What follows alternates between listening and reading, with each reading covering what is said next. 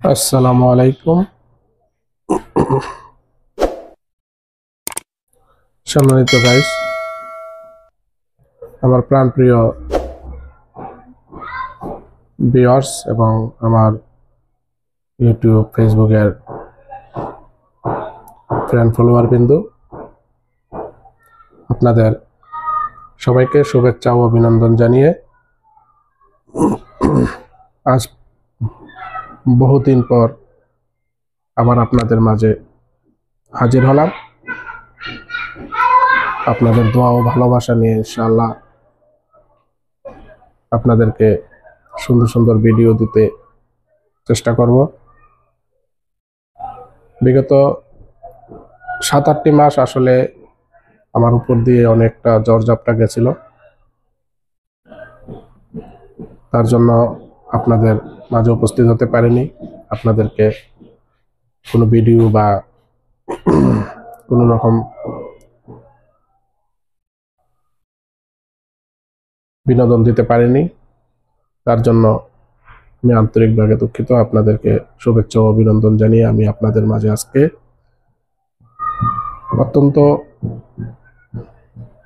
Sensitive একটি বিষয় উত্থাপন করব। একটা সেন্সিটিভ একটি ভিডিও আপলোড দেব ফেসবুক বা ইউটিউবে। আশা করি আপনারা সবাই দেখবেন, অবশ্যই আপনাদের ভালো লাগবে। কারণ আমরা মহান আল্লাহ তাআলার কাছে গর্ববোধ করি। মহান আল্লাহ তাআলা আমাদেরকে মুসলিম জাতি হিসাবে দুনিয়াতে পাঠিয়েছেন, প্রেরণ করেছেন এবং আমাদেরকে আল্লাহ তাআলা সুন্দর জীবন দিয়েছেন, রিজিকের ব্যবস্থা করেছেন এবং আমাদেরকে সর্বোত্তম মহামানব আমাদের হযরতে পাক সাল্লাল্লাহু আলাইহি সাল্লাম কে আমাদেরকে উপহার হিসাবে দিয়েছেন। আমাদেরকে ইসলামের পথে চলার তৌফিক দান করেছেন। মুসলিম জাতি হিসাবে আমাদেরকে আল্লাহ তাআলা কবুল করেছেন, তার জন্য আবার আল্লাহর দরবারে শুকরিয়া জ্ঞাপন করছি। সম্মানিত গাইস, আজকে পবিত্র জুম্মার দিন। সেই জুম্মার দিনে আপনাদেরকে জুম্মা মুবারক জানিয়ে আমি যে ভিডিওটি আপলোড দেব,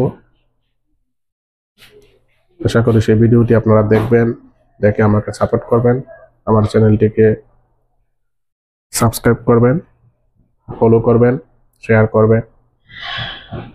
সেই অনুরোধটুকু রেখে আমি আপনাদের জন্য ভিডিওটি আপলোড দেব। ভিডিওটি আপলোড দেওয়ার পূর্বে আমি আপনাদেরকে কিছু কথা বলতে চাচ্ছি। সেটা হলো, আপনারা জানেন যে বিগত 4 বছর আগে করোনা নামক একটি ভাইরাস আমাদের সারা বিশ্বের প্রতিটি দেশে হাজার হাজার লক্ষ লক্ষ মানুষের জীবন কেড়ে নিয়েছেন। তদ্রূপ সেরকম আরেকটি ভাইরাস আপনারা হয়তো টিভি চ্যানেলে বা সোশ্যাল মিডিয়া আপনারা হয়তো ইতিমধ্যে দেখে ফেলেছেন। সেই ভাইরাস, তদ্রূপ একটি ভাইরাস চায়নাতে উৎপত্তি হয়েছে, অলরেডি ইন্ডিয়াতেও ছড়িয়ে গিয়েছে, বাংলাদেশে একজন নিহত হয়েছেন সেই ভাইরাসে। তো সুতরাং আপনারা আপনাদের পরিবর্গ এবং বাচ্চাদেরকে সতর্কভাবে চলাফেরা বা সতর্কভাবে রাখার জন্য একটু সুপরামর্শ দিয়ে আমি আপনাদের জন্য ভিডিওটি উদ্যাপন করব। আশা করি আপনাদের ভালো লাগবে এবং আমরা মুসলমান হিসাবে সারা বিশ্বে যত মুসলমান আছি, আমরা অবশ্যই আমাদের গর্বের বিষয়, আমাদের হযরত পাক সাল্লাল্লাহু আলাইহি ওয়াসাল্লাম আমাদের জন্য ইসলাম নিয়ে এসেছেন, আমাদেরকে ইসলাম প্রচার করার তৌফিক দান করেছেন। উনি মক্কা মদিনা দিয়ে ইসলাম প্রচার শুরু করে সারা বিশ্বে ইসলামের আলো পৌঁছে দিয়েছেন। এরই ধারাবাহিকতায় উনি মদিনা থেকে যখন পবিত্র তাবুকে আসেন, ওনার জন্য একটি বাড়ি তৈরি করা হয়। সে বাড়ির ভিতরে কিছু নিদর্শন আছে, সে বাড়ির ভিতরে কিছু ঘর বাড়ি আছে, সে বাড়ির ভিতরে কিছু স্মৃতিচারণ আছে ওনার নবী করিম সাল্লাল্লাহু আলাইহি ওয়াসাল্লামের। এই বাড়িতে উনি থাকতেন এবং সাহাবাদের সাথে বসে সাহাবীদের সাথে বসে উনি আলাপ আলোচনা করতেন। সেই নিদর্শনগুলোর জন্য আমি আসলে আগেও কয়েকবার অনুমতি চেয়েছিলাম, অনুমতি পাইনি।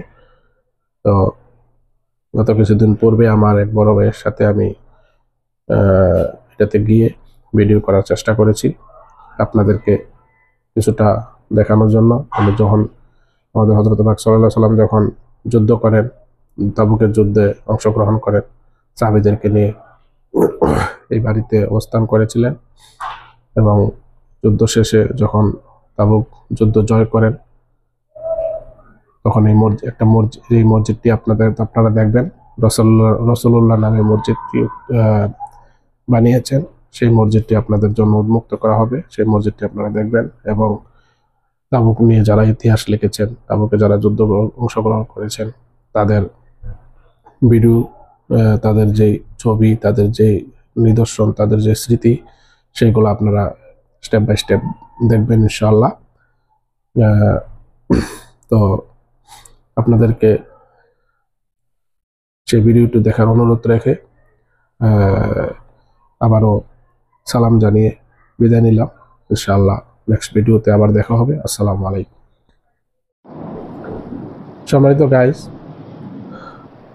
আমরা এই মুহূর্তে আপনারা এখন যে বোয়াবাটি দেখতে পাচ্ছেন, বোয়াবা মানে গেট, সেই গেটটি দিয়ে আমরা এখন ঢুকবো। ঢুকার পর থেকেই প্রতিটি নিদর্শন, প্রতিটি স্মৃতি, যারা অংশগ্রহণ করেছেন যুদ্ধে বা যুদ্ধের জন্য যে সরঞ্জামগুলো আছে সেগুলো আপনারা ওয়ান বাই ওয়ান দেখবেন। আশা করি আপনারা যে গেটটি দিয়ে আমরা এখন ঢুকবো সেই গেটটি আমাদের নবী করিম সাল্লাল্লাহু আলাইহি ওয়াসাল্লাম বাড়ির গেট, যেটাকে আরবিতে বলা হয় বোয়াবা। এবং এটার ভিতরে যারা তত্ত্বাবধানে আছেন তাদের অনুমতি নিয়ে আমরা এই ভিডিওটি করেছি। আশা করি আপনাদের ভালো লাগবে। ইনশাআল্লাহ ভিডিওটি পুরোটা ভিডিও দেখার জন্য অনুরোধ রেখে আসসালামু আলাইকুম ওয়া রাহমাতুল্লাহি ওয়া বারাকাতুহু। বিসমিল্লাহির রহমানির রহিম। وكتب على فعل النقش باللغة التركية لسجل التاريخ لعدد البلاد، ويعرف هذا المسجد بمسجد الرسول صلى الله عليه وسلم. ذلك عمارة الكتاب الملك فيصل بن عبد العزيز رحمه الله. فيصل الأمر إذا الذين يؤمنون بالغيب ويقيمون الصلاة ومما رزقناهم ينفقون والذين يؤمنون بما أنزل إليك وما أنزل من قبلك وبالآخرة هم يوقنون أولئك على هدى من ربهم وأولئك هم المفلحون. إن الذين كفروا سواء عليهم أأنذرتهم أم لم تنذرهم لا يؤمنون. ختم على قلوبهم وعلى سمعهم وعلى أبصارهم غشاوة ولهم عذاب عظيم. ومن الناس من يقول آمنا بالله وباليوم الآخر وما هم بمؤمنين يخادعون الله والذين آمنوا وما يخدعون إلا أنفسهم وما يشعرون. في قلوبهم مرض فزادهم الله مرضا ولهم عذاب أليم بما كانوا يكذبون. وإذا قيل لهم لا تفسدوا في الأرض قالوا إنما نحن مصلحون. ألا إنهم هم المفسدون ولكن لا يشعرون. وإذا قيل لهم آمنوا كما آمن الناس قالوا آمنوا كما آمن السفهاء. ألا إنهم هم السفهاء وإذا لقوا الذين آمنوا قالوا آمنا وإذا خلوا إلى شياطينهم قالوا إنا معكم إنما نحن مستهزئون الله يستهزئ بهم ويمدهم في طغيانهم يعمهون أولئك الذين اشتروا الضلالة بالهدى فما ربحت تجارتهم وما كانوا مهتدين مثلهم كمثل الذي استوقد نارا فلما